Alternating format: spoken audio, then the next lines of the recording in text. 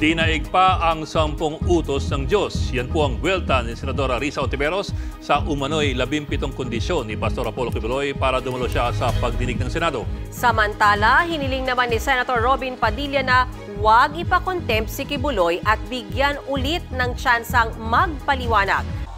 Kumakalat online ang isang post kaugnay sa 17 kondisyon daw ni Pastor Apollo Kibuloy para dumalo siya sa pagdinig ng Senado. Kaugnay pa rin ito ng mga akusasyon ng panggagahasa sa pilitang pagtatrabaho at pananakit sa mga dating miyembro umano ng Kingdom of Jesus Christ. Kabilang daw sa kondisyon ni Kibuloy ay ang pagpapakita ng mukha ng mga testigo.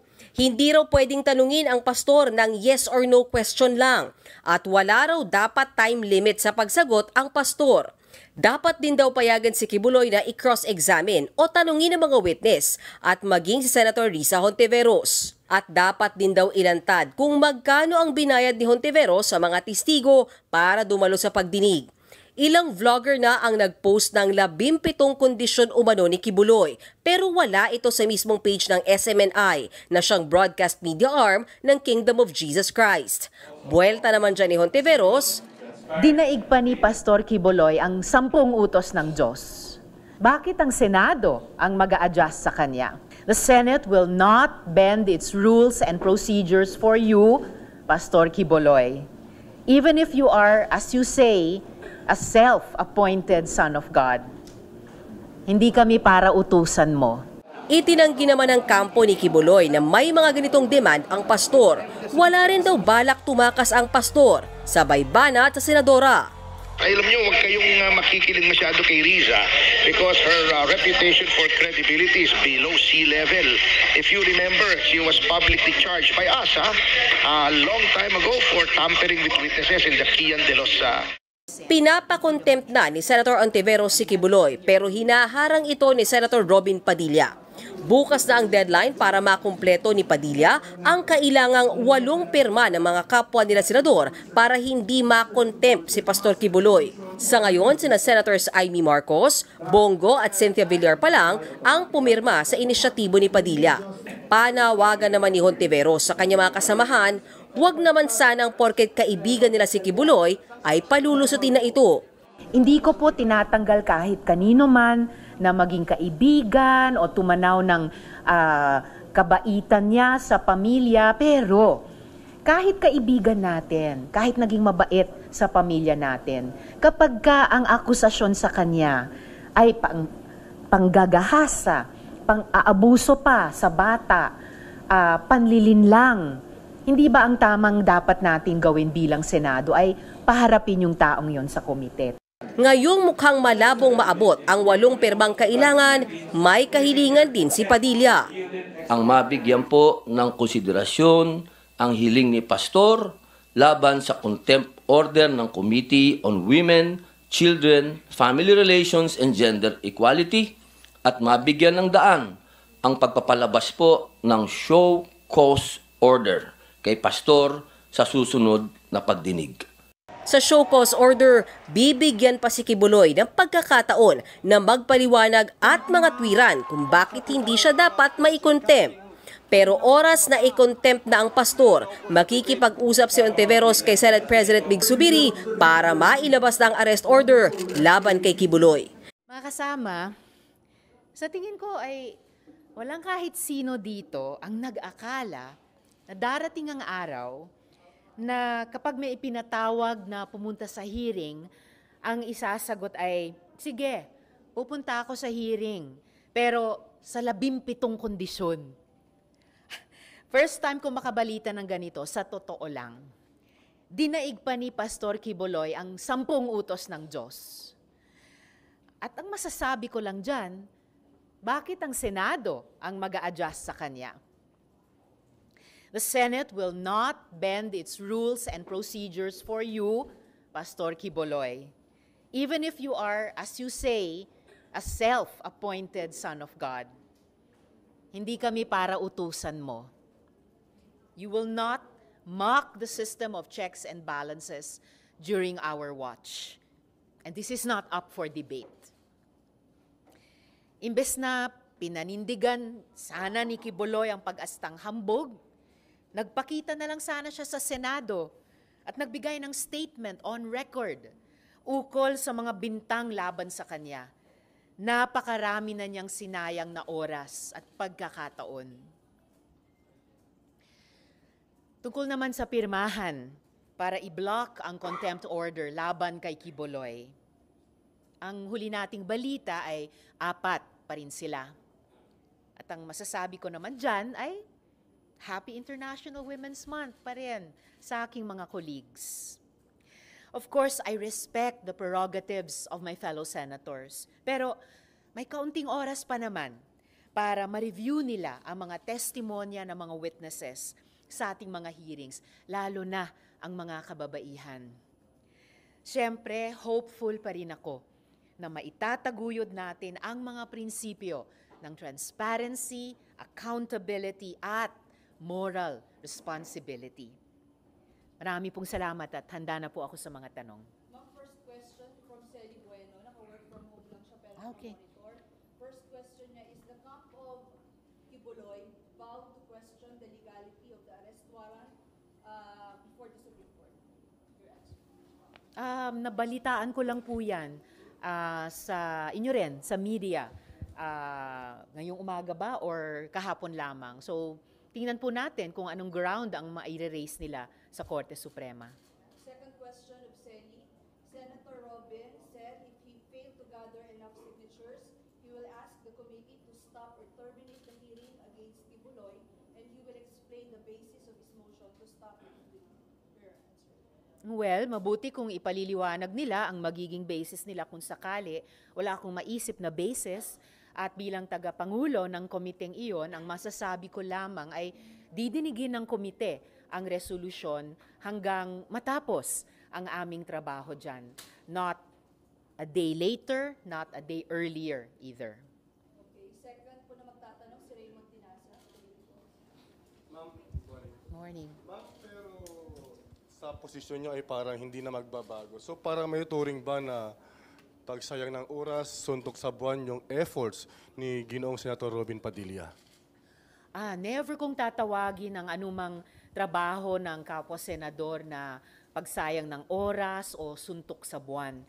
At higit pa doon, masisigurado ko po sa inyo na ang trabaho ng komite, alang-alang sa mga babae at menor de edad na biktima at victim survivors ni Pastor Quiboloy, yan ang lalong hindi pagsayang ng oras. Yan ang lalong hindi pagsuntok sa buwan. At may napatunayan na ang Senado, ang iba't ibang komite namin sa ganyang aspeto, na sa simula parang napakahirap makapagsalita ng victim survivors. Parang napakahirap makakuha sila ng hustisya. Ngunit sa kasaysayan ng Senado, ilang beses nang napatunayan na oo, ang aming mga investigasyon in aid of legislation ay naging daan para dyan sa mismong katotohanan at katarungan at naging daan din para palalong pagandahin at palakasin ang ating mga batas. Pero is there any chance, even a slim chance, na magbago yung posisyon nyo dahil sabi ni Senator Robin parang pagsayang daw ng resources ng gobyerno yung Senate hearings at hayala lamang daw sa judiciary? May mga precedents sa ating korte at kahit dito sa Senado na kahit mayroon ng umaandar na kaso o nahain na mga kaso, ang executive sa judiciary ay nagpatuloy pa rin ang mga pagdinig dito sa Senado.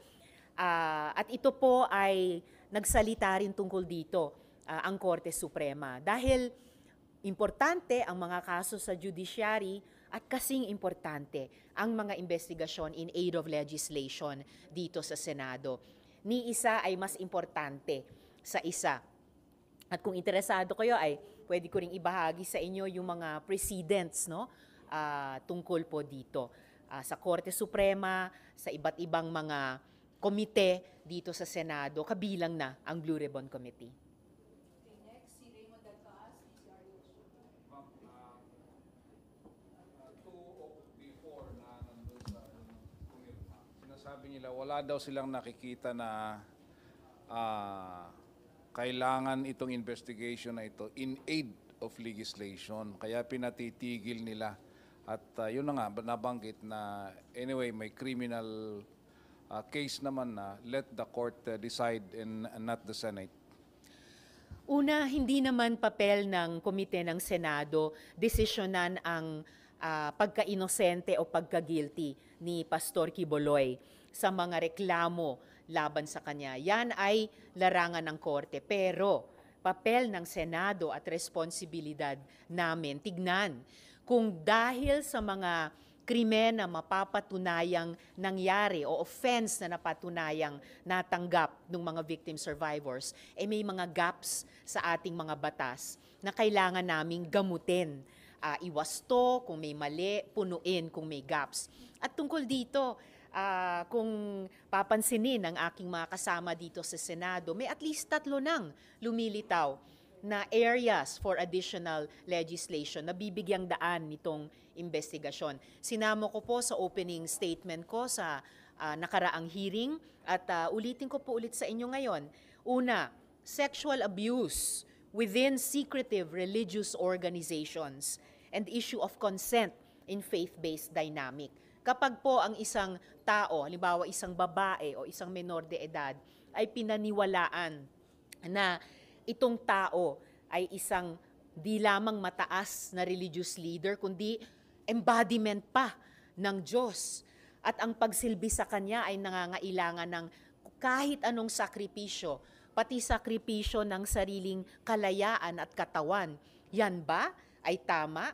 O yan ba ay isang aspeto na dapat i-regulate ng ating mga batas dahil posibleng nalalabag ang karapatan at kagalingan ng isang mamamayan, kabaro man o lalo na menor de edad, sa konteksto ng isang makasikretong religious organization. So anong mga amyenda sa ating batas ang kakailanganin para bantayan yung freedom of choice talaga ng tao at yung pag-exercise ng consent o di pagbigay ng consent kahit sa loob ng ganyang mga mahihigpit na religious organizations. Pangalawa, inability of our labor laws to sufficiently address voluntary labor arrangements. Paano kung walang employee-employer? Kaso ni Elias Rene, yung manggagawa o empleyado sa SMNI na hanggang ngayon hindi makategorya ng DOLE ni ng SSS sa kung anong kategorya ng manggagawa o empleyado o mamamayan na may karapatan sa social protection siya nakalagay. Dahil sa ngayon, parang bulag pa yung batas natin doon. At pangatlo, last and not the least, interaction of our anti-trafficking laws with the constitutional principle of religious freedom. Kapag ang isang tao po, miyembro ng isang religious organization, ay lumakbay sa ibang bansa or kahit mula sa probinsya niya, lumakbay sa ibang probinsya o syudad dito sa ating bansa o kung pinalakbay siya, tapos pinagawa siya ng kung ano-anong mga gawain, paglilimos, pagkukunwari na siya ay taong may kapansanan, pagkukunwari na siya ay estudyante para makasolicit, para makapaglimos ng pera. Ito ba ay masasakop ng exercise of religious freedom?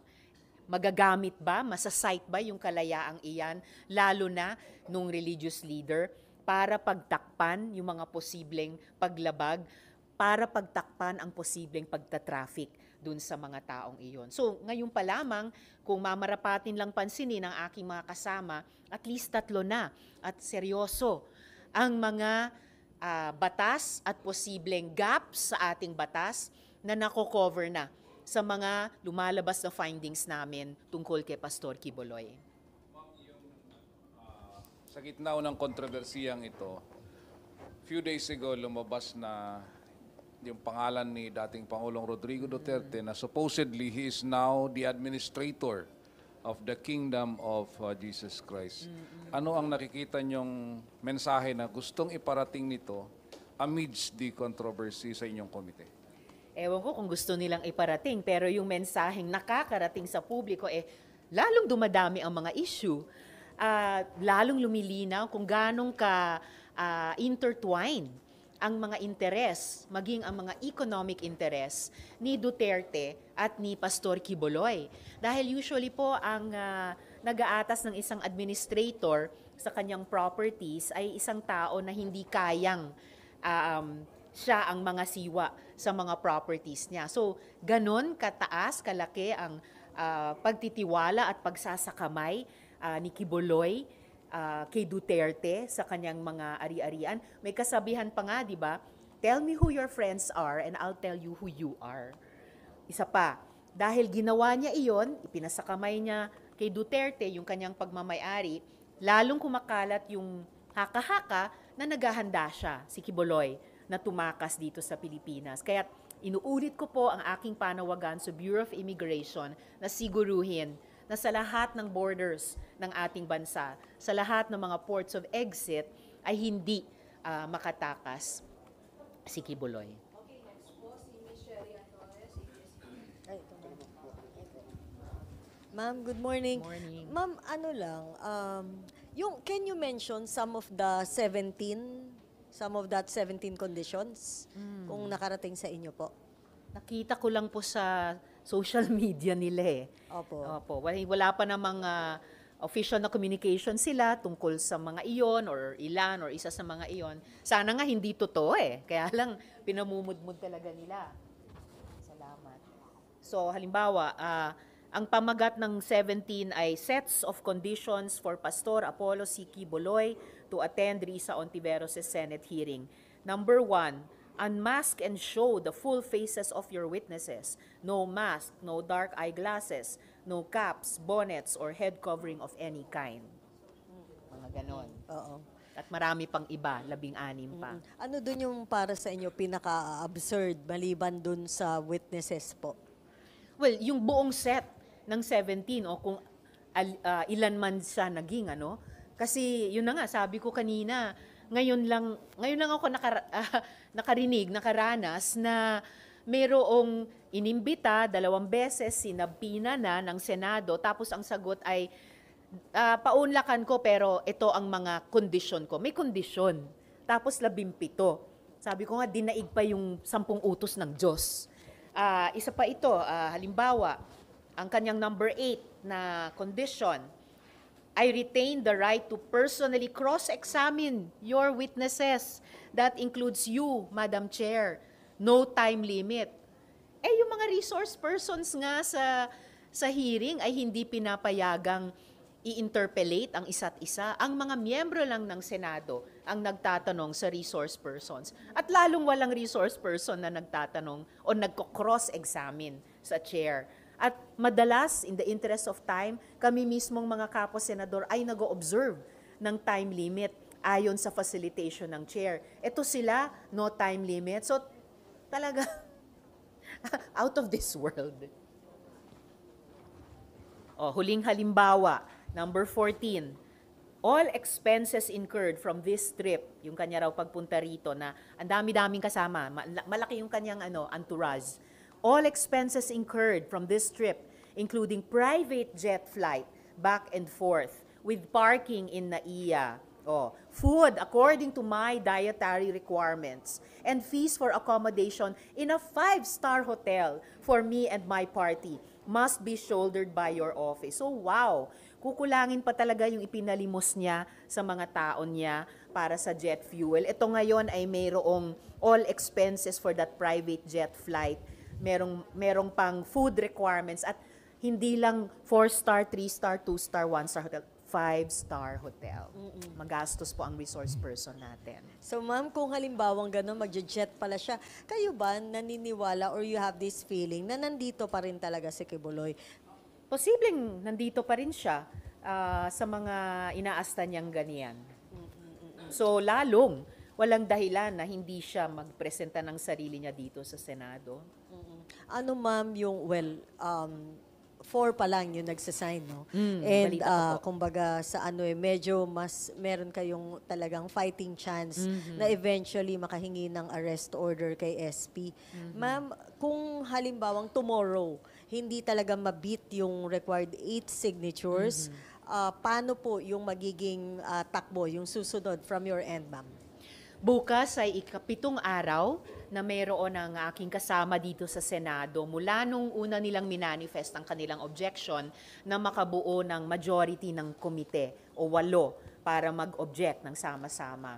Kung bukas ay hindi umusad mula sa 4 ngayon, papunta dun sa 8 kailangan, ibig sabihin, magsa-stand yung pag-cite ko in contempt kay Kibuloy. At ifo-follow up ko kay SP na ipaaresto na siya para dalhin dito para sa wakas humarap na sa Senado, sumagot na sa mga tanong tungkol sa kanya. Yung legal lang ma'am issue. Kasi yung direction din ng House, eto rin, parang most likely, papaaresto nila si Kibuloy. Paano po yun? Parang coordination in the event na kailanganin? Walang coordination at wala ring coordination ang kailangan or maaring dapat dahil ang House ay may sarili nilang proseso, in fact sa ibang subject ng kanilang investigasyon at dito rin. Ang aming investigasyon naman dito ay nakatutok dun sa mga reklamo ng mga babae at menor de edad na victim survivor. So, magpapatuloy din lamang kami anuman ang mangyari at di mangyari sa House. Ma'am, for legal, anong tawag dito, picture. Kung sakaling mauna yung House at in the event na kunyari maaresto nga nila si Kibuloy, ang committee po ninyo ay magre-request from time to time para siya naman ay palipatin o pag-testifyin sa Senate. Ganun ba yun, ma'am? Posible po yun. In the interest of makasagot din siya sa mga tanong ng Senate Committee on Women tulad ng maaring sasagot siya sa mga tanong ng House Committee on Franchises yata, posibleng hilingin namin sa House na padaluhin din siya dito para sumagot sa amin din. Ma'am, huling tanong galing sa akin. Kasi yun, last week, kanya-kanya ng points yung mga pumirma dito sa written objection. Maliban doon sa sinasabi na nasa court na or maghahain na ng kaso, may nagsasabi na naging political na yung direction nitong investigation na to at may nagsasabi rin na parang kinukuyog si Pastor Kibuloy. Sa una, yung reaction nyo doon, and then pangalawa, nararamdaman nyo po ba na kahit papano, andun yung attempt ng ibang mga legislators to protect Kibuloy? Well, it would seem na dahil sa sarili nilang appreciation sa issue, gusto nilang ma-protect si Kibuloy. Pero I would only reassure kung may magtanong na ang komite mismo ay sumusunod sa mga rules ng Senado, sa mga investigasyon in aid of legislation. So, tulad ng pagprotekta din namin sa karapatan ng mga victim survivors magsalita ng walang harassment sa kanila, ganoon din. At walang pagkuyog mula sa simula, simpleng 2 investigasyon ang ipinadala namin kay Kibuloy. Siya ang nagdedma doon. Nag-issue kami ng subpoena, ang Senado, signed by the SP, nung hindi niya pinansin yung imbitasyong iyon. At ngayon, dahil may pagka-cite ko sa kanya in contempt, may miyembro ng committee ko na nag-object, binigyang daan ko 1 buong linggo ayon sa rules namin para makabuo sila ng majority na miyembro ng komite. So walang pagkuyog ng nangyayari. Yung unang bahagi ng tanong nyo before the... political.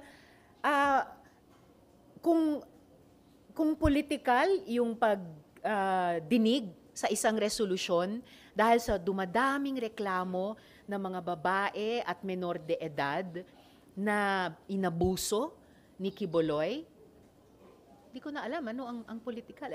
That is in a way the least political, pero dahil may kinalaman din yan sa pag-empower sa kababaihan at menor de edad to speak their truth nang walang takot, pag-suporta sa mga babae at mga menor de edad na humingi ng hustisya sa ating gobyerno sa lahat ng tamang paraan, tingin ko, yan ang tamang dapat gawin. Yung mga nagsasabing political ito, sila po ang magpaliwanag. Okay, next, Marlon. Good morning, ma'am. Ma'am, how do you follow up doon sa tanong ni Shea? How do you feel about that? Some of your colleagues are lawyering for Kibuloy on the basis of friendship, yung personal na relasyon. Effectively disregarding yung personal experiences ng mga victims ni Kibuloy. Well, I wouldn't call it lawyering, pero precisely. Kaya nung pagkatapos nag-object yung kasama ko sa hearing, nanawagan na ako sa lahat ng mga kasama ko, lalong-lalo na sa komite at sa Senado. Panoorin lang, basahin lang yung testimonies ng ating mga victim survivors, yung mga babae, yung mga dating menor de edad na ngayon after many years talagang nagbuo ng lakas ng loob magsalita. At sana bilang Senado nila, lalo na ngayong buwan ng kababaihan, manindigan po tayo kasama nila. Hindi ko po tinatanggal kahit kanino man na maging kaibigan o tumanaw ng kabaitan niya sa pamilya, pero kahit kaibigan natin, kahit naging mabait sa pamilya natin, kapag ang akusasyon sa kanya ay panggagahasa, pang-aabuso pa sa bata, panlilinlang, at kung ano-ano pa, hindi ba ang tamang dapat natin gawin bilang Senado ay paharapin yung taong yon sa komite? Tingin ko ang sagot po doon ay oo. Are you not disappointed po dun sa action ng ilan ninyong kasamahan? I can't say I'm disappointed kasi sa iba't ibang issue, madalas magkakaiba rin naman kami sa mga opinyon, at least sa simula. Pero patuloy akong nananawagan na sana bago matapos itong pagdinig, manaig pa rin. Manaig yung ating paninindigan, kasama ng mga kabaro at mga menor de edad. Manaig yung ating paniniwala na walang taong mas mataas sa batas. Ang dami ng mga opisyal ng gobyerno, pati ng simbahan, ay humarap sa mga investigasyon ng Senado. Bakit maiiba si Quiboloy? At lalong-lalo na sa panahong ito na nagkakaisa ang buong Senado, bar none, na itaguyod ang sistema ng checks and balances laban sa Peking People's Initiative at tangkang lusawin at buwagin ang Senado. Magkaisa din po tayo, bar none, na yung mga rules ng Senado ay dapat mapatupad, na ang kapangyarihan ng Senado para singilin ang accountability ng mga nang-abuso ng kanilang kapangyarihan ay kailanman huwag na babawasan. Nagustuhan niyo ba ang ganitong pagtalakay? Mag-follow sa Informador FB page at mag-subscribe sa Informador YouTube channel. Ang Informador ay nilikha ng mga staff ni Atty. Ricky Tumutorgo, aka Insurrecto, upang lalong lumawak ang inaabot ng pagpapalaganap ng katotohanan at labanan ang fake news at kasinungalingan.